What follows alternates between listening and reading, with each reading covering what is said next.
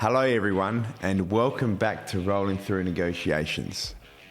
This is episode 94 and we're recording it in July 2025. Welcome, I'm Matthew Karakalakis. I'm the host of Rolling Through Negotiations. I'm a lawyer working in commercial law and dispute resolution. I'm also a mediator. I'm a black belt in Brazilian Jiu-Jitsu and I know firsthand what it's like to navigate high-pressure negotiations. And that's exactly what we explore here. If this is your first time listening, I hope you find something helpful in this one. And if you're a returning listener, high five, welcome back, you're a legend. No, seriously, love having you here. It's so good having people come back and connect through the podcast. This week on Rolling Through Negotiations, we've got Andrew Gunstone. He's an Associate Deputy Vice-Chancellor at Federation University Australia. He's also the co-chair of Reconciliation Victoria, and he's got a ton of experience and has done amazing work in the space of reconciliation. And what I'm really excited to be speaking with Andrew about today is these principles of reconciliation, truth-telling, justice, because he's a real, true, genuine ally. It's amazing seeing people like Andrew out there and the work that he does. And so even if you're a non-Aboriginal person, to be able to hear Andrew's message and the ways that these principles apply to negotiations, it's really inspiring. So I'm really looking forward to this one. I'm looking forward to you listening into this show. It's going to be a great one. And so I hope you enjoy this one. Sandra, you've done some pretty amazing work and we're really excited to be able to hear your insights on Rolling Through Negotiations. So welcome. Oh, thanks very much for inviting me, Matthew. Really delighted to be here. One of the things that you've done is establish the National Centre for Reconciliation, Truth and Justice, right? And you're not an Aboriginal person, but you're passionate to see reconciliation, truth and justice done right. Where does that sort of drive come from when you don't have Aboriginal blood in your veins, but you've got passion to fulfil these sorts of objectives? Well, Matthew, when I went through schooling system, as most non-Indigenous people did at the time I went through, we learnt nothing about Indigenous issues. We learned about Captain Cook and Phar Lap and Don Bradman. They were the only Australian things we learnt, but nothing about Indigenous issues. And I got to uni and I was studying law and I wanted to do some art subjects. And my mum, my wise old mum, she's departed us now, but certainly, mothers always know best. And she said to me, I was looking for some art subjects to study, and she said, "Why don't you study Indigenous studies? I think you'd like it." And she was 100% right. So I studied Indigenous studies, really enjoyed it, was challenged by it, was appalled at what I didn't know, was appalled at the lack of the education system and the media in this country to educate people. And I really engaged with it to the extent I dropped out of my law degree. So I know you're a lawyer, sorry about that, but I dropped out of my law degree and just kept studying and ended up, being fortunate. I'm one of those sad people, Matthew, who liked university so much as a student I never left. So I've been an academic for 20 odd years and, really very passionate about reconciliation and but I have a very particular focus on what I see reconciliation is, and I'm really passionate about that. I don't agree with a lot of people's views on reconciliation that see it as a performative approach. I see reconciliation. That's why I named the Centre for Reconciliation, Truth and Justice, because I think you can't have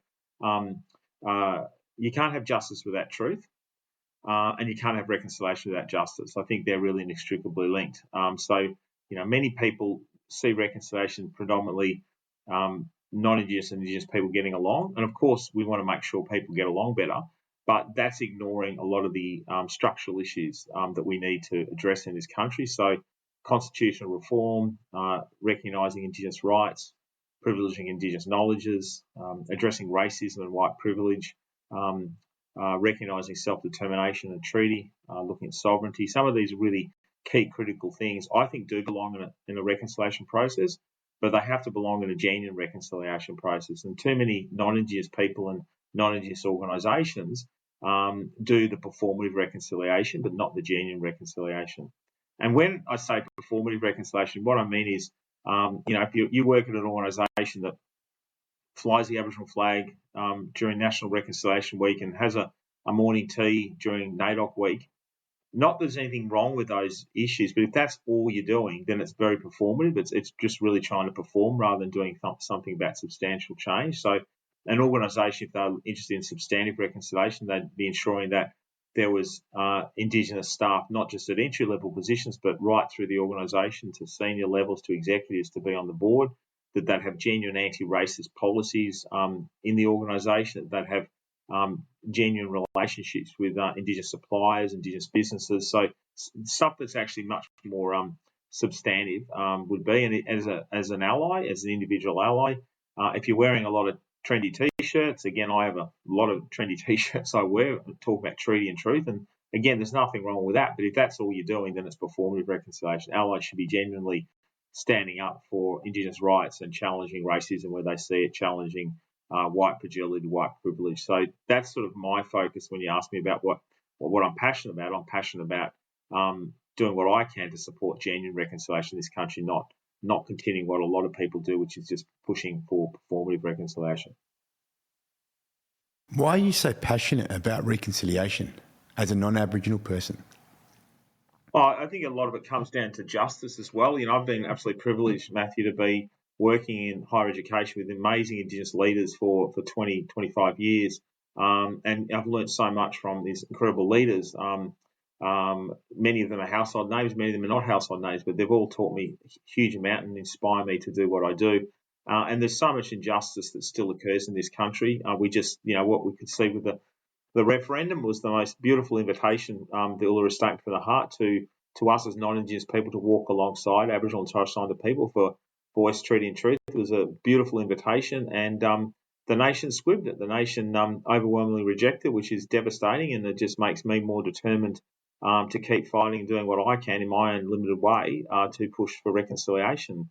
And we've seen since the referendum the rise in racism in this country that I think what I call bad actors. There's a lot of bad actors who are using the result of the referendum, which is about an advisory body, but they're using the result of the referendum to push back against the gains won in reconciliation and in Indigenous rights movement over the last 20, 25 years. So we're seeing these shocking attempts to push back against welcomes to country, against acknowledgement of the country. We have, the former opposition leader of this country refusing to stand in front of Aboriginal and Torres Strait Islander flags. I mean, how ridiculous is that? So, that's the pushback against that, I think, is really continue to galvanise me and many, many others in the reconciliation movement to keep doing what we can to challenge those divisive and reactionary attempts by these bad actors against reconciliation following the voice referendum. So there's still a lot of work to be done.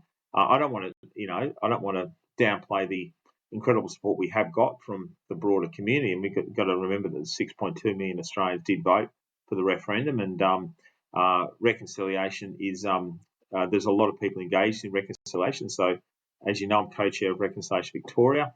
We've got over, I think it's close to 40 local reconciliation groups around the state, both in metropolitan and regional Victoria, where I've had the pleasure of going to meet with most of those groups over the last few years. And they're doing really inspiring work, working with traditional owners on local truth-telling and local reconciliation activities. So that's very inspiring to see. So there is a lot of hope. And the other thing, Matthew, that I get a lot of hope from is the incredible inspiring work from First Nations leaders. I mean, I'm very fortunate to live in Victoria, where we've had a First Nations voice in this state for several years through the First Peoples Assembly Victoria, which is a democratically elected body. So whilst the rest of the country was concerned about what was going to happen with a voice to the federal government, we've had that successfully working in Victoria, very successfully for many years now, and it's worked really well. So we've implemented the voice part of the Uluru Statement from the Heart. The Euro Justice Commission, which is Australia's first Indigenous-run truth-telling commission, has just wound up after 4 years, and it's had some incredible publications about the true history of this state, and that's some incredible work. So that's the truth part of the Uluru Statement from the Heart. And very excitingly, that truth through the Euro Justice Commission is informing the First Peoples Assembly of Victoria as they negotiate with the Victorian government to implement a treaty. And so Victoria is going to be the first jurisdiction in this country to ever actually have a treaty with Indigenous peoples. I mean, so as you know, most countries in the world have treaties with First Nations peoples, and many have had them for many, many years, centuries, decades and centuries. But in Australia, we've never had a treaty. But it's really exciting to know that First Peoples Assembly Victoria and the Treaty Authority are working very productively with the Victorian government to have a treaty in place by the end of the year. So that's incredibly inspiring for non-Indigenous people who are passionate about reconciliation to see what the incredible work being done by First Nations leaders is happening. But it's not just happening in Victoria. As you know, in your state in South Australia, we have the First Nations voice, the South Australian Parliament. Tasmania has just agreed to look at a process of truth-telling. So there are things that are happening, but I think it's important to note that not only are there divisive and racist individuals out there pushing back against reconciliation, unfortunately and very sadly, there's some very reactionary governments that are doing some shocking work in this space as well. So in Queensland, despite having a commitment that was originally supported by the then opposition to support treaty and truth in Queensland, once that opposition became government late last year, they actually overturned the bill, the legislation, and they reneged on their previous commitment, and they overturned a commitment to do treaty and truth-telling and abolished those bodies that were designed to do that. The Northern Territory has done the same thing, and Tasmania recently just reneged on their commitment to do treaty. So I'm hoping that Victoria can show the rest of the country the way forward, that the sky's not going to fall in when we get a treaty. In fact, I'm very believing that a treaty will make Victoria a better place to live for everyone, Indigenous Victorians and non-Indigenous Victorians. And I think that's going to be an incredible role model for the rest of the country that hopefully other governments will start to see around the country, that will start to be able to have a treaty in other states as well. We'll have truth-telling in other states. And, of course, the other thing I think we need to point out is the Albanese government in 2022 Albanese committed during his election victory speech in 2022 to implement the Uluru Statement in full, and he's still not done that. So yes, he tried to have the referendum for the voice component, but he has not to this date implemented a Makarrata Commission to address treaty and truth, and so he really needs to do that. He's certainly got a mandate. So yes, on the one hand, I'm inspired, Matthew, by incredible First Nations leaders and by a lot of really genuine allies, but it's still very heartbreaking to see the political games being played by all parties, some worse than others.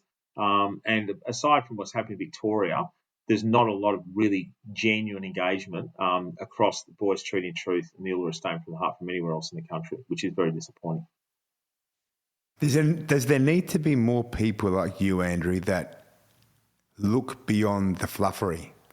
Often there's a lot of words that get moved around without the sentiment of meaning with those words. And I say this as an example, reconciliation, a common question on the term reconciliation is, how can we have reconciliation when we never had conciliation to begin with between Aboriginal people and non-Aboriginal people on these lands? Yeah, and it's important. It's a good point. It's something I've wrestled with myself. I'm not wedded to the word reconciliation, but and it's important to know where the word came from, because in the 1980s, First Nations leaders across the country were campaigning very strongly for a treaty and campaigning for national land rights. And the Hawke government promised both and reneged on both. They promised a treaty and they promised national land rights, and they didn't enact either. And when Bob Hawke promised a treaty at the Barunga Festival in 1988, he promised that would be happening by 1990, and then he backtracked almost immediately. And a few weeks later, he said, paraphrasing his words were, "It's not the word that matters so much as long as there's a sense of reconciliation." And that from that moment on, Matthew, we then started having a reconciliation process that went for 10 years. So I don't mind whether it's called reconciliation or something else, but what I don't want, and I never wanted this, it can't be some gammon reconciliation process that's just not genuine. And we see that in many reconciliation action plans. So, reconciliation action plans are an agreements between organisations and the peak national body Reconciliation Australia to look at ways that organisation can commit to reconciliation. Now, the data shows, Matthew, that if they're done correctly, it can have an impact on attitudinal change in the organisation. So the data shows when you look at surveys done of RAP employees or people who work in RAP organisations and the general wider non-Indigenous community, that the attitudes of non-Indigenous people in RAP organisations are significantly more supportive of Indigenous rights and more supportive of Indigenous peoples and more opposed to racism than exists in the wider community. And that's all good. But the problem with some RAPs is some RAPs are not actually engaging properly in substantive reconciliation. And we could see that, Matthew, during the referendum, because I was really appalled that so many organisations that had RAPs did not support the Voice referendum. And my view is that if you have a RAP, and the whole point about having a RAP is that you want to privilege and promote and advocate for First Nations leadership and First Nations voices. So whether that's staff, whether that's CEO, whether that's board members, whether that's business partners. So if you have a genuine RAP, you want to see First Nations voices in your organisation. Well, if you're going to commit to your own organisation of having a First Nations voice to your organisation, why wouldn't you then commit to having a First Nations voice to Parliament for the whole Australian country? And so I thought there's a lot of hypocrisy in many organisations. So I don't mind RAPs if they're done properly, but a lot of people out there do have genuine concerns that they're a ticker box process, and that can of course then impact on what reconciliation is seen. So I completely support the criticisms that many make of reconciliation, and my argument would be that that's not genuine reconciliation. I think if you do it properly and you address Indigenous rights and all those things I talked about earlier, then you actually are going to have a substantive reconciliation process, and you look at doing genuine reparative justice, not just window dressing. Yes, because when you speak about this genuineness, it's also the genuineness of the intention.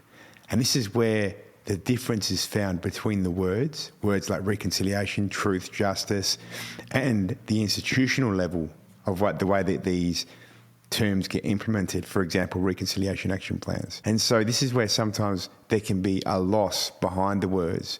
What's most important is that intention. If we see organisations that have the genuine intention of truly wanting to work with Aboriginal businesses, truly wanting to take a stand and make decisions, go in directions that goes towards closing the gap, this is where we're going to see the difference coming from.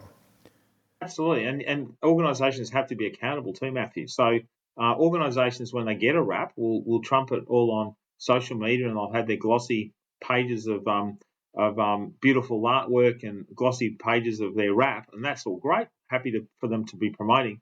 But when they finish their RAP, very few organisations and very few actually produce a report at the end of it. And so I would call on any organisation that has a RAP and wants to be genuine about it to have actually a report at the end, like a simple traffic light report.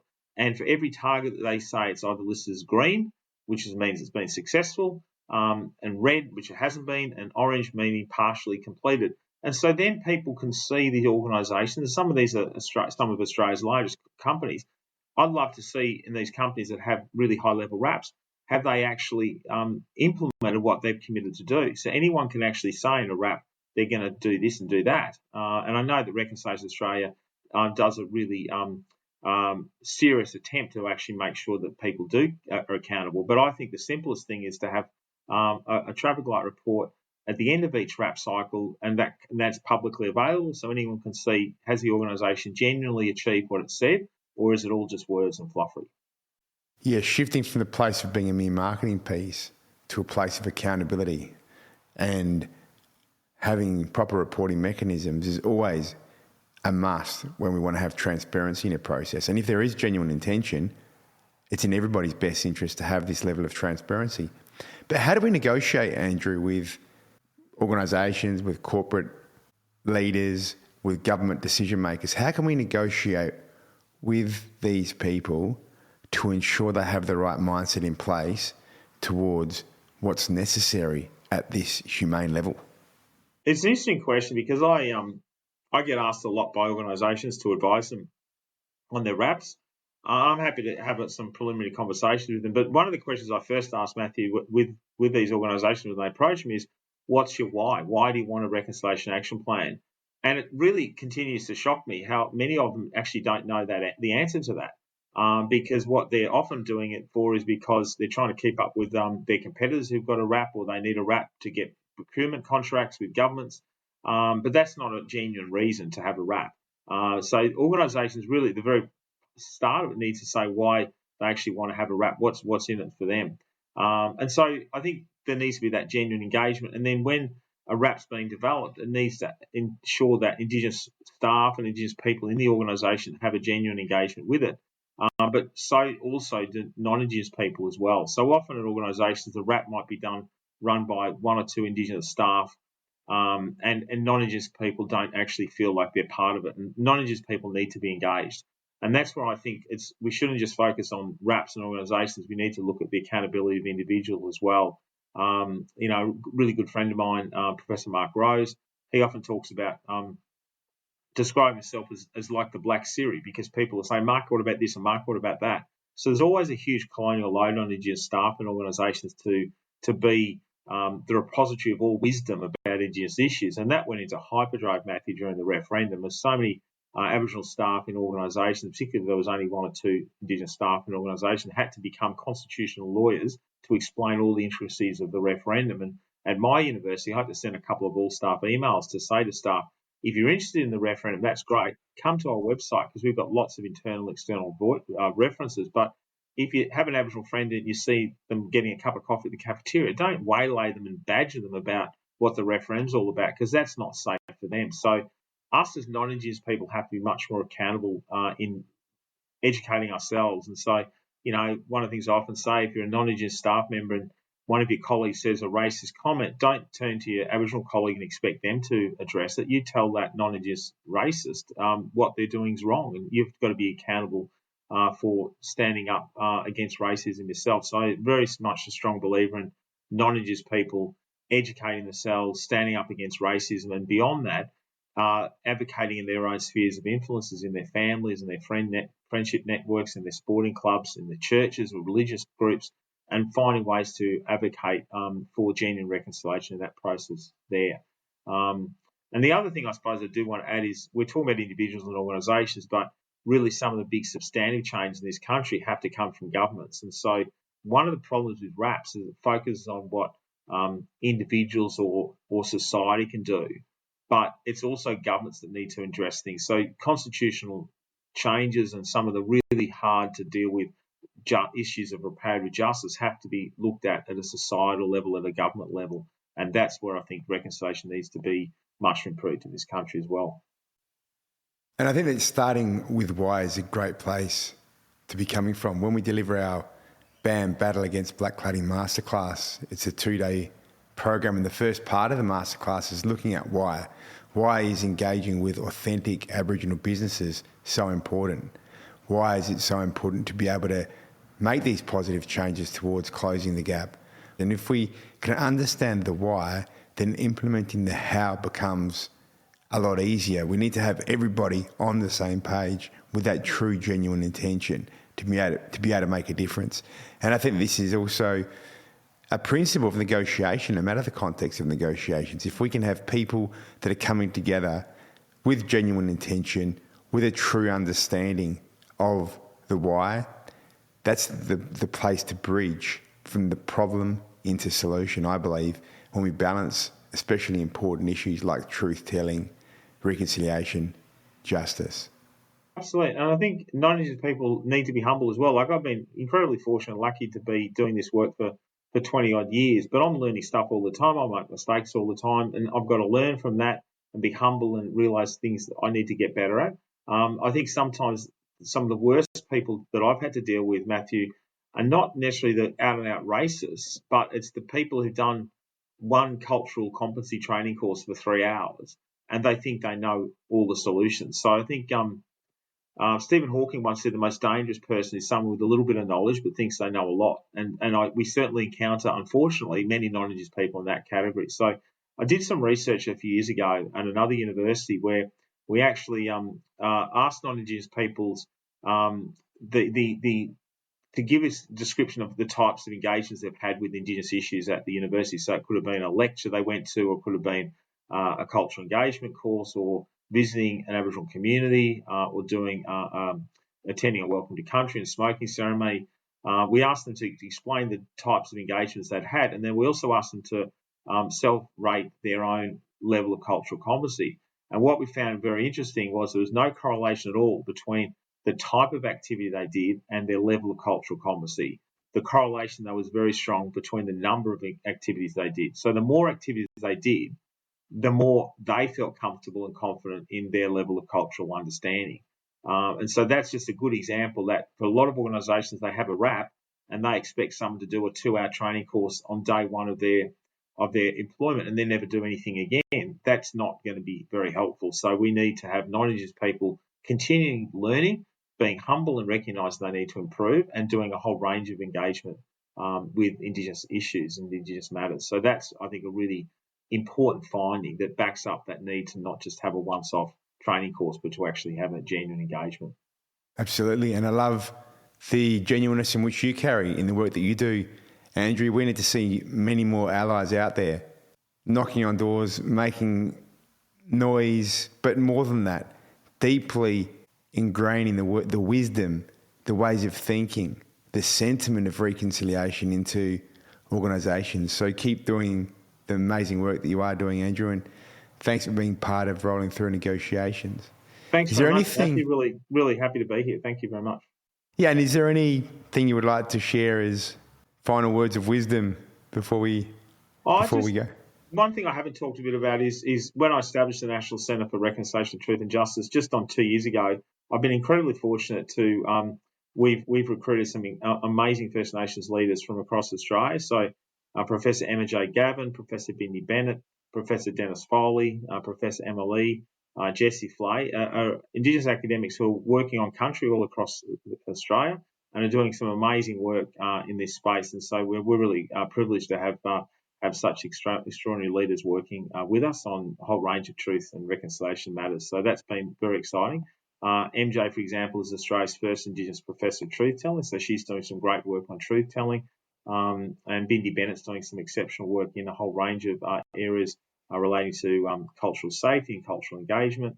And Professor Emma Lee's doing some incredible work at looking at building up relationships with governments and looking at treaty issues. So we're really excited about some of the work we're doing and to see how the National Centre can move forward in future to engage at a regional, national, international level. So that's an exciting thing to look forward to. Beautiful, Andrew. It's been great having you here, and I reckon everyone's got a lot out of this particular episode with what you shared. You shared amazing stuff, and keep doing what you do. Really appreciate it, brother. Thanks so much, Matthew. Really honoured to be on. Thank you. Remember, everyone, to like, share, subscribe, and follow Rolling Through Negotiations so we can keep on bringing you great episodes just like this one. Till next time, us.